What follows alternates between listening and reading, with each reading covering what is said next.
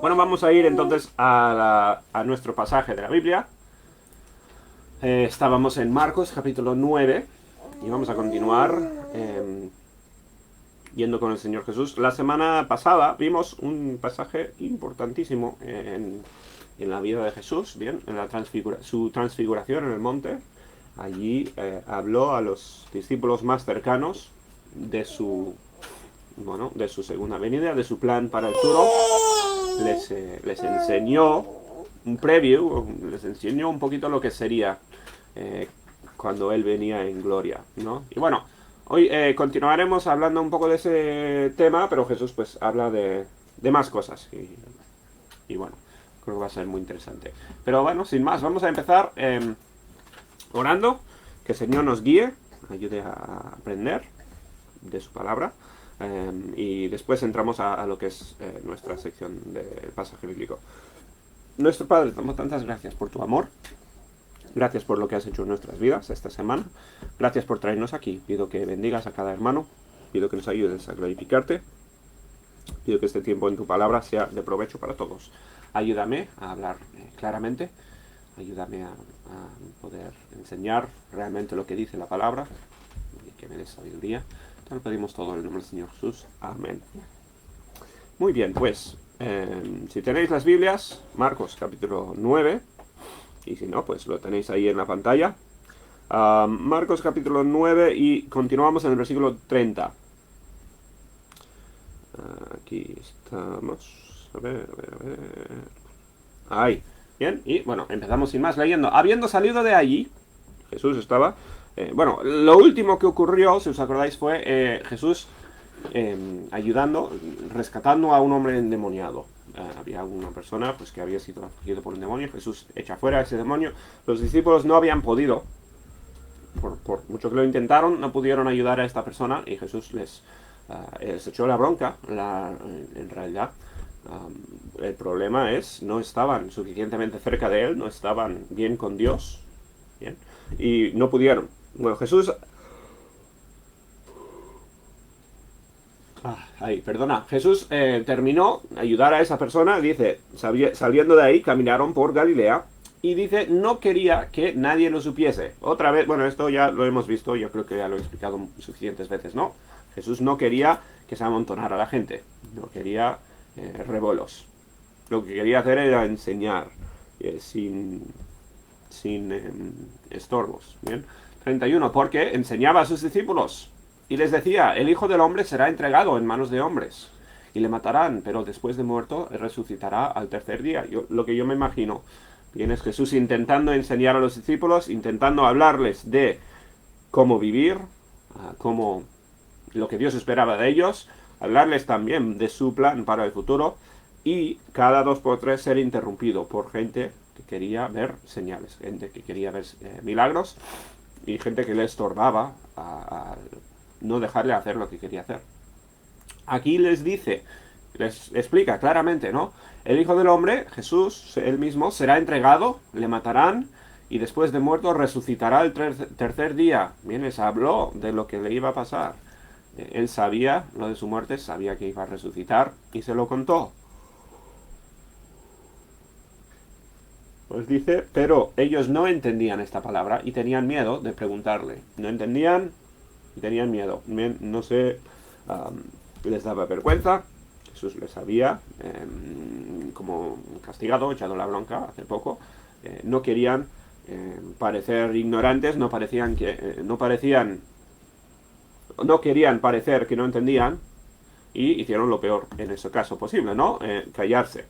Yo, enseñando inglés, bueno, como profesor, veo a veces, ¿no? El mismo tipo de cosa. La gente prefiere no decir que no entienden algo y simplemente hacer así, asentir con la cabeza, hacer como que entienden todo sin entender nada. Y eso realmente es lo peor que se puede hacer. Al final, el propósito de la enseñanza es poder aprender. Y por vergüenza o por ser vago o por el motivo que fuera, pues a veces la gente no quiere reconocer su ignorancia, ¿no? Su falta de entendimiento. Dice, y tenían miedo de preguntarle. Y llegó a Capernaum. Ese miedo, por cierto, no entender lo que dijo Jesús, les causó mucha tristeza, mucha confusión más adelante, cuando murió Jesús. Y los discípulos huyeron todos en confusión, ¿bien? Es por su culpa, por no haberle entendido, por no haber preguntado. 33. Y llegó a Capernaum, y cuando estuvo en casa les preguntó, ¿qué disputabais entre vosotros en el camino? Bueno, están caminando, bien, está enseñando, y se ve, mientras caminaban, mientras hacían un viaje, los discípulos estaban discutiendo. Jesús lo vio, y cuando pararon todos, les preguntó, bien, ¿por qué estabais discutiendo? Él lo sabía, me imagino, bien, pero quería escucharlo y les iba a dar una enseñanza. Mas ellos callaron, otra vez, porque en el camino habían disputado entre sí quién había de ser el mayor. Se había pillado Jesús. Esto es muy fácil reírnos de los discípulos aquí, ¿no? Y decir, menudos niños eran, ¿no? Pensando, a ver, quién iba a ser el mayor. A veces discutían de quién se iba a sentar al lado de Dios en su reino y cosas así, ¿no? Me parecen igual tontas. Pero realmente los discípulos estaban demostrando una cualidad que demostramos todos nosotros muy a menudo, ¿bien? Y era esta idea de buscar ser el mayor, buscar lo mejor para ti. Lo que te dirá el mundo siempre, ¿no? Es ponte a ti por primero, o sea, ponte a ti como la persona más importante. Busca tu felicidad, busca tu bien antes que ninguna otra cosa, ¿bien? Vale, bueno, eso es completamente antibíblico, completamente en contra de lo que dijo Jesús. Ellos estaban discutiendo a ver quién iba a ser el mayor, quién era el más cercano a Dios, etcétera, quién era el mejor. Entonces él se sentó, llamó a los 12 y les dijo, si alguno quiere ser el primero, bien, aquí les va a decir una cosa, como hacía tantas veces Jesús, una cosa que parece al revés. Si alguno quiere ser el primero, será el postrero de todos.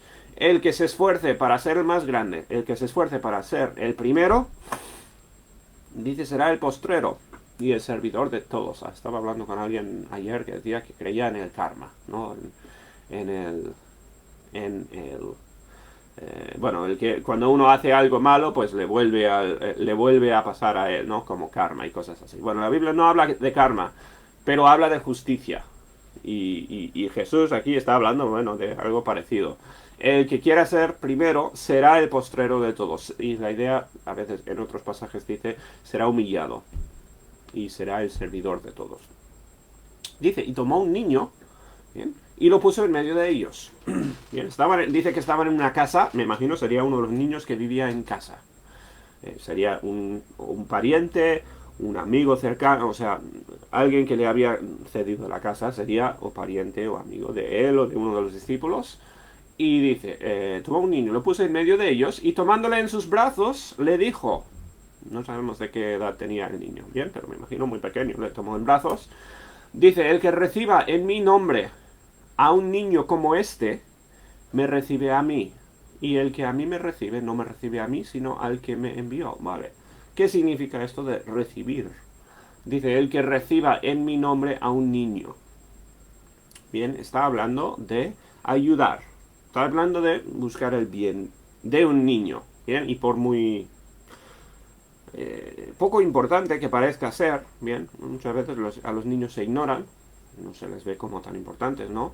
Jesús está diciendo, el que haga bien a un niño, y lo haga en mi nombre, o sea, lo haga por su amor por Dios, porque es lo correcto, no por otra motivación, ¿no? El que reciba en mi nombre a un niño como este, me recibe a mí. El que a mí me recibe, dice, o sea, y el que lo hace en mi nombre, como si fuese para mí, dice, no me recibe a mí, sino al que me envió. El que lo hace para mí, lo está haciendo realmente para Dios. Bien, lo que está diciendo es que yo veo cuando tú le haces bien a alguien, aunque sea el más pequeño, y como ejemplo coge a un niño, ¿no? Aquí lo importante no es que sea niño, lo importante es que es el más pequeño, el que, entre comillas, es el menos importante, el más insignificante de toda la casa. Dice, yo lo veo y Dios lo ve. Y Dios lo aprecia. Juan, aquí parece cambio de tema, pero Jesús lo va a traer todo de vuelta, ¿bien? Juan le respondió diciendo, Maestro, nosotros hemos visto a uno que en tu nombre echaba fuera demonios. Vale. Continuamos. Pero él no nos sigue y se lo prohibimos porque no nos seguía. Ahora, esto es muy interesante. Otra vez, tema de echar fuera a los demonios. Hay mucho que no sé. Bien, hay mucho que no entiendo yo. O sea, simplemente entiendo lo que nos dice la Biblia en cuanto a ello. No tengo ninguna experiencia personal con el tema. Y como digo, es una cosa muy, muy complicada de entender. Bien, no es algo que pasa en nuestros tiempos como en los tiempos de Jesús, al menos de la misma forma. Pero aquí, pues lo que está pasando, sabemos que en los tiempos de Jesús habían personas endemoniadas. Los demonios son más fuertes que los humanos, bien, no se puede tener autoridad sobre un demonio si no es, pues, con la autoridad de Dios, alguien más fuerte que un demonio. Bien, ninguna persona, ni brujo, ni persona en el ocultismo, no, ninguna persona es más fuerte o tiene poder, autoridad sobre demonios. Bien, los demonios no tienen que escuchar a ninguna persona. Son más poderosos, son espíritus, bien, no. Ninguno puede hacer esto si no es de parte de alguien más fuerte que ese demonio. Bueno, hemos visto a uno que en tu nombre echaba fuera demonios. ¿Qué está pasando? Bueno, gente endemoniada. La persona endemoniada es una persona metida en el pecado. Una persona encadenado, esclavizado al pecado. Y dice, en el nombre de Jesús estaban ayudando a estas personas, incluso echando fuera a estos demonios. Pero dice, él no nos sigue, no es de los discípulos, no es de nuestro grupo.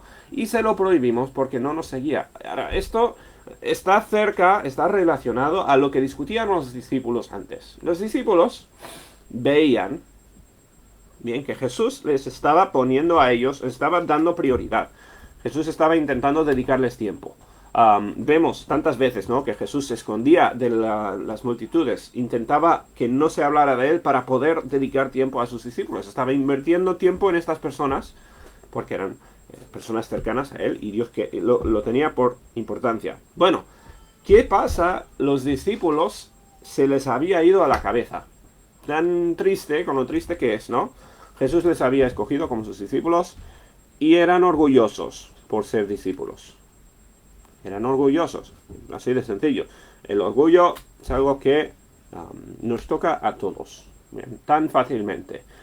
Nos enorgullecemos por las cosas más tontas. La gente se enorgullece por ser cristiano, se enorgullece por ser, según ellos, el mejor cristiano, el más espiritual, el mejor en esto, en el otro. El orgullo, pues, es un pecado que asedia a todos. Bien. Bueno, ¿qué pasa?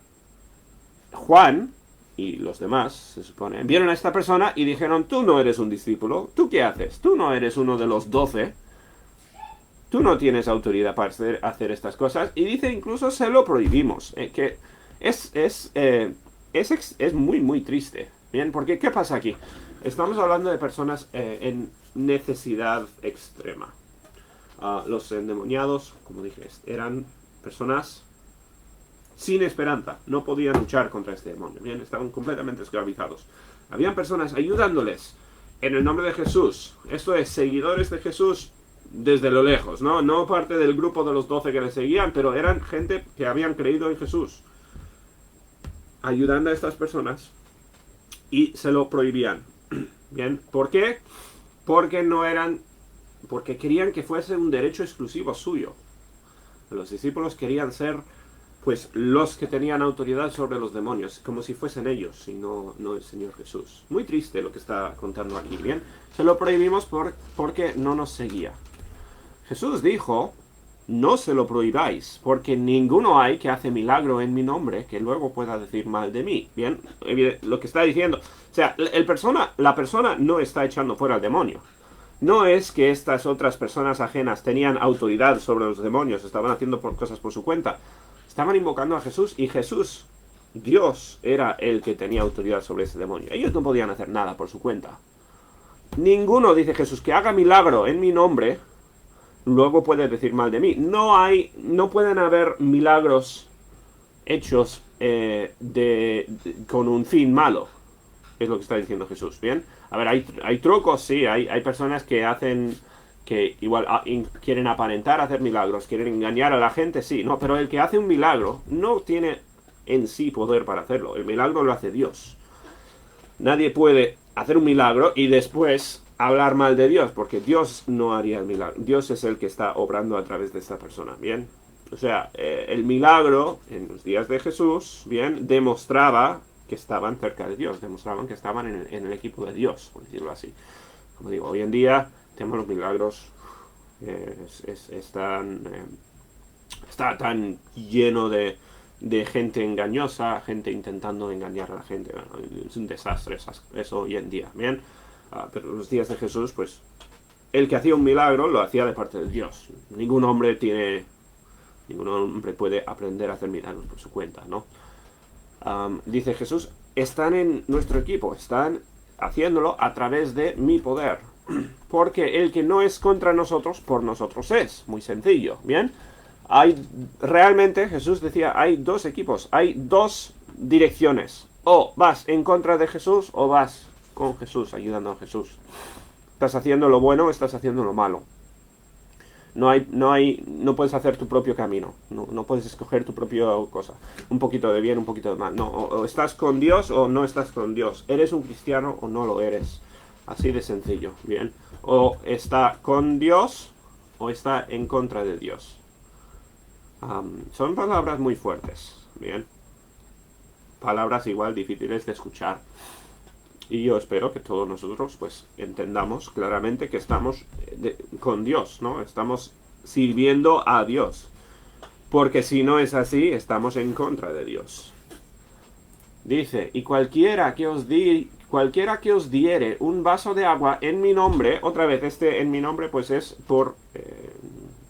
en servicio a Dios, en servicio a Jesús. El que sirva a otra persona. Bien, los discípulos se preocupaban por el echar fuera demonios, que es un milagro, es una cosa dramática, es una cosa, pues, que tristemente, pues, la gente miraba y honraba a esa persona y le halagaba a esa persona, ¿no? Mira lo que ha podido hacer echando fuera a este demonio. Pues Jesús no habla de echar fuera demonios, coge la acción más pequeña posible, casi, o sea, va al otro extremo, ¿bien? No habla de un bien tremendo que está haciendo. No, dice, cualquiera que os diere un vaso de agua. Que es decir, la acción más pequeña, lo más sencillo que puedes hacer. Bien, no estamos hablando de dos personas en el desierto, el último vaso de agua que tienen y es sacrificar tu vaso de... No está hablando de un sacrificio grande aquí, Jesús. Está diciendo, el que haga un gesto pequeño, lo más insignificante, en mi nombre, porque sois de Cristo, o sea, por amor a Dios, dice, de cierto os digo que no perderá su recompensa. Dios lo ve. Dios ve lo que está haciendo y Dios le recompensará por ello. No importa si es uno de los 12 discípulos u otra persona. Bien, si lo está haciendo para Dios, en amor a Dios, Dios lo ve, Dios lo recompensará. Cualquiera, y ahora coge el extremo y vuelve al niño que tiene en sus brazos. Bien, ¿os acordáis dónde están?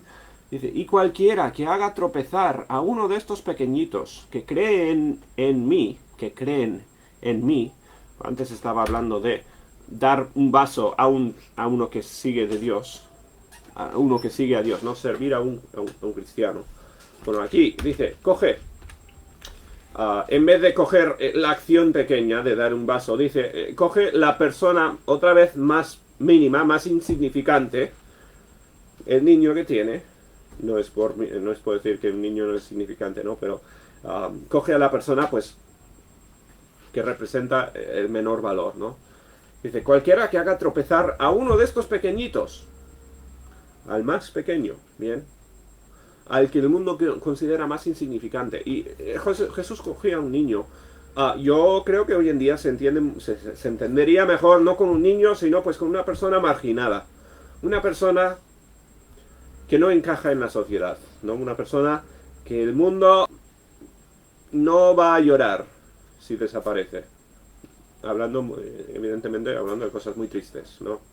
Pero Jesús está diciendo, la persona, entre comillas, menos importante, no es que sea menos importante, la persona más pequeña, dice, cualquiera que haga tropezar a uno de estos pequeñitos, bien, sea un niño, sea un adulto, sea quien sea. Cualquiera que haga, y esa palabra tropezar es hacerle caer, ¿no? Habla de hacerle daño, hacerle mal. Bien. Dice, sería mejor, estas son palabras muy fuertes aquí, mejor le fuera si se le atase una piedra de molino al cuello. Bueno, los que se acuerdan un poco de tiempos pasados cuando se usaba un molino para, ¿cómo se llama? Machacar harina o cosas así, ¿no? Una piedra grande.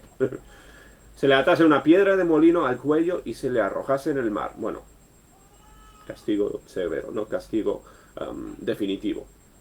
Sería mejor, dice, que le ocurriera eso que lo que pasará cuando haces tropezar a uno de estos pequeños. Son palabras extremadamente fuertes. O sea, Jesús ha dicho, la acción más pequeña para el bien es recompensada. Y la acción negativa contra el más pequeño recibirá castigo incomprensible también. O sea, Jesús está usando palabras muy fuertes para decir, otra vez, hay dos lados. O estás haciendo bien, estás haciendo mal. Únicamente hay dos opciones. Estás yendo contra mí, estás yendo siguiéndome a mí, ayudando a mí. Bien. Castigo tremendo sobre esta persona. Un poco de distracción, un poco salir del tema, ¿no? Pero hoy en día, en el mundo de la religión, hablando pues con definición muy abierta a lo que es la religión, ¿no? Pues han habido muchos casos de cosas de abuso de niños. Bien, se ha visto en casi todas las religiones.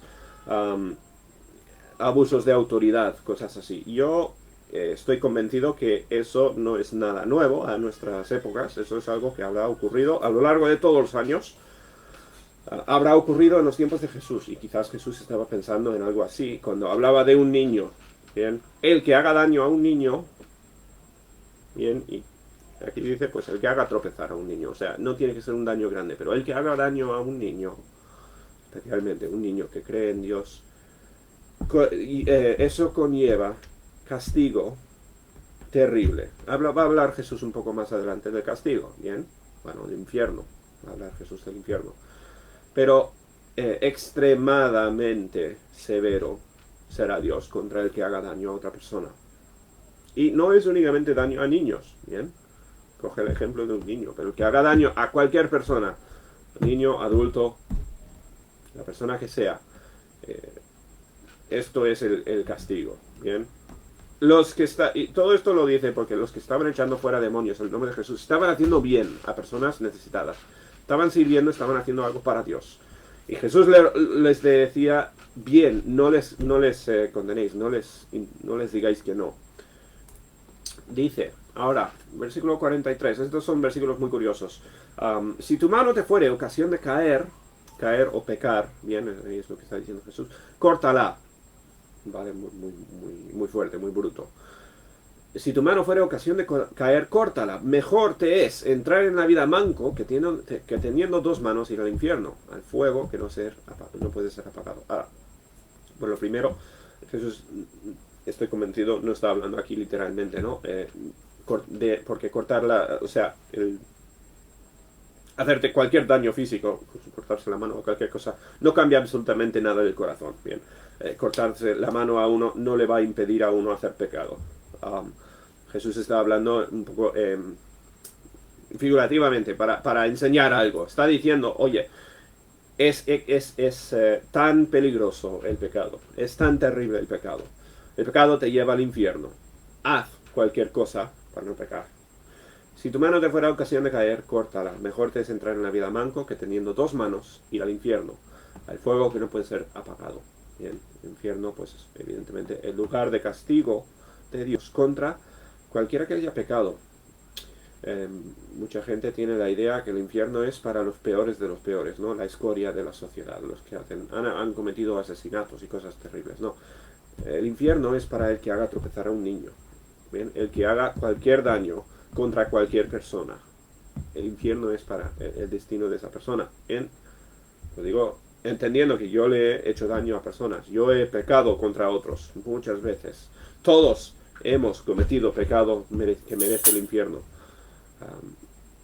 El infierno es el destino por el pecado, si no hay perdón. Bien, dice, donde el gusano de ellos no muere, el fuego nunca se apaga. Está describiendo el infierno aquí.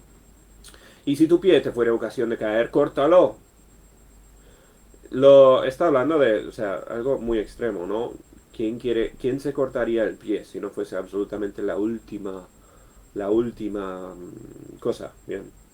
Si te cortas el pie es porque o te cortas el pie o te mueres, ¿no? Nadie se corta el pie, a menos que sea una situación extremísima. Bueno, Jesús dice, es mejor cortarte el pie que, que teniendo dos pies ser echado al infierno. Bien. Otra vez, cortarse un pie no le va a ayudar a nadie a no pecar, no le va a cambiar el corazón, ¿no?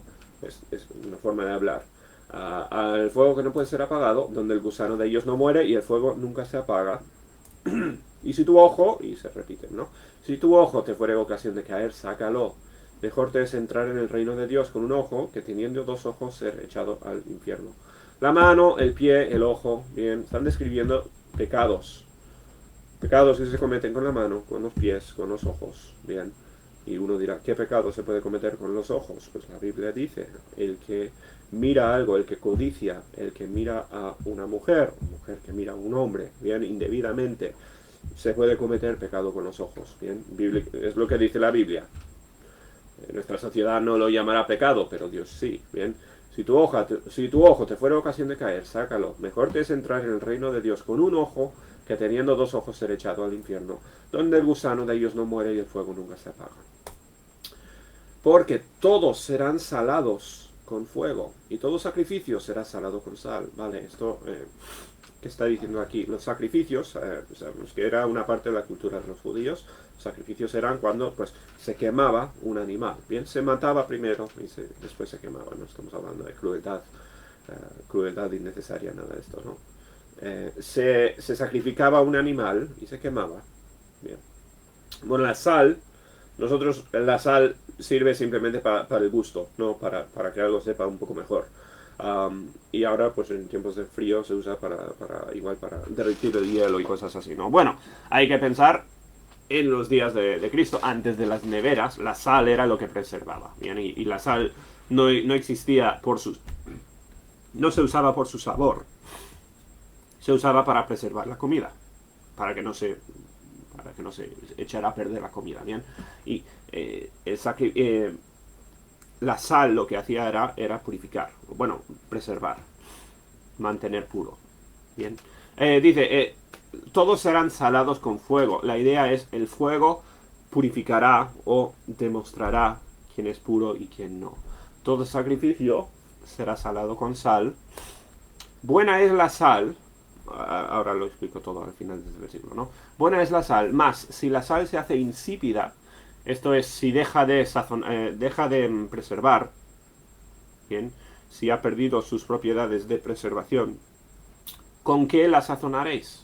¿Con qué vas a preservar? ¿Bien? Tened sal en vosotros mismos y tened paz los unos con los otros. Bueno, la idea esta de la sal es mantener puro a una persona. Es la idea de hacer lo correcto, ¿vale? Sabemos que las personas, la Biblia enseña, de por sí todos pecamos, todos hacemos el mal, bien, empezamos mal. No es que uno empieza puro y si tiene cuidado puede mantenerse puro, bien, no estamos hablando de eso. Pero la sal representa tan sencillamente, el hacer bien, el hacer las buenas obras. Bien, lo que ha estado diciendo Jesús, pues hablando de dar un vaso de agua al más pequeño, ayudar dentro del contexto de lo que le dijeron los discípulos del que estaba echando fuera demonios y cosas así. La sal significa hacer las obras de Dios, hacer lo que deberías de hacer. Dice, tened sal en vosotros mismos y tened paz los unos con los otros.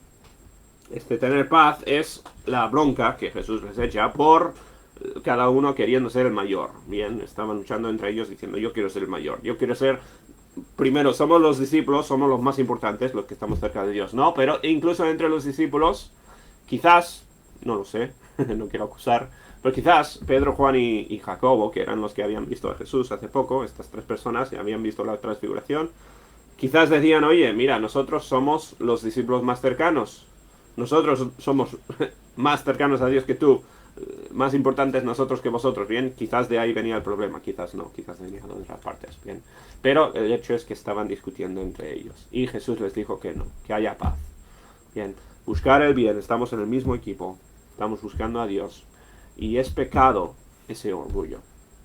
Am, entonces, y ahí termina el capítulo, ahí vamos a dejarlo por hoy, ¿bien? Ha hablado de muchos temas y parecen no relacionados, ¿bien? Pero todos estos temas siguen el uno tras el otro, ¿bien? Lo importante aquí, hay dos bandos, ¿bien? Los que siguen a Dios y los que no. Ahora, ninguno de nosotros sirve a Dios perfectamente, eso creo que lo sabemos bien, ¿no? El que intenta servir a Dios es muy consciente de su pecado, de sus fallos a la hora de servir a Dios, ¿bien? La idea no es nosotros somos buenos y los de ahí son malos, ¿no? Hay los que sirven a Dios y los que no sirven a Dios, los que van en contra de Dios, como dice Jesús, ¿bien? Los que luchan contra Dios. Tristemente, entre los cristianos, tantas veces hay competitividad, hay, luchas, problemas entre cristianos. Puede ser como con los discípulos, con otros que no eran parte del grupo y todos los discípulos que les echaban diciendo, oye, vosotros no tenéis autoridad para hacer estas cosas, nosotros somos los que echamos fuera demonios, ¿no?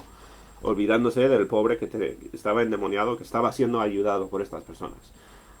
Cosas así, después incluso entre los discípulos mismos, luchando por quién era el mejor, quién era el más valioso, bien. Hay mucho de eso entre los cristianos y está mal, siempre está mal, bien, es pecado, no debería ser. Jesús les estaba diciendo, oye, estamos del mismo equipo, busca lo bueno. Dios ve lo que está haciendo cada uno, Dios ve al que da un vaso a un niño, vaso de agua a un niño, Dios ve al que hace tropezar a un niño. Bien, Dios lo ve todo y Dios recompensará a todos. Dios es perfectamente justo. Nada se le escapa y nadie se le escapa.